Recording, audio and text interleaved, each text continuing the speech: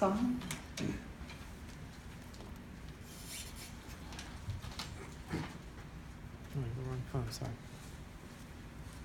My name is Greg Stahl of the law firm Womble Bond Dickinson.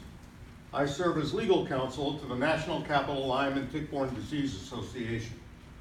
What is most distressing after even 40 years after being officially identified is that the medical community still has limited knowledge of how to effectively diagnose and treat Lyme and tick-borne diseases. In contrast, HIV emerged as a fatal infectious disease at around the same time, yet today it is now considered treatable, offering most HIV patients a normal lifespan. After decades of neglect by federal health authorities, the Kay-Hagan-Tick Act was signed into law last December. It authorized a total of $150 million to combat tick and vector-borne diseases. If appropriated, the important question here is who will get the money?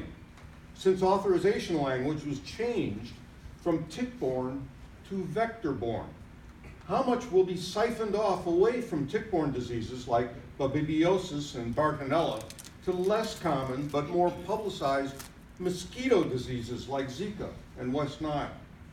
It would be a betrayal to have these funds stolen away for other vector-borne diseases that have already received a great deal of attention when the need here is so great.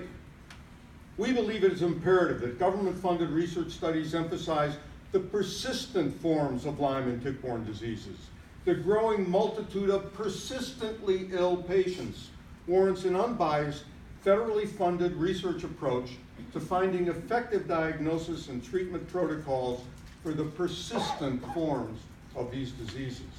While NatCapLyme recognizes that awareness and prevention are important to the overall understanding of this epidemic, we feel strongly that research funding must emphasize clinical trials of patients with persistent forms of Lyme borreliosis.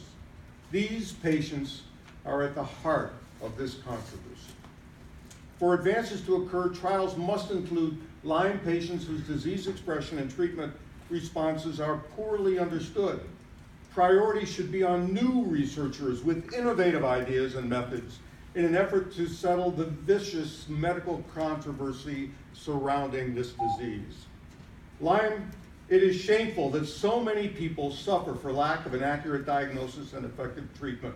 With an epidemic growing by tens of thousands each year, this problem is not going away.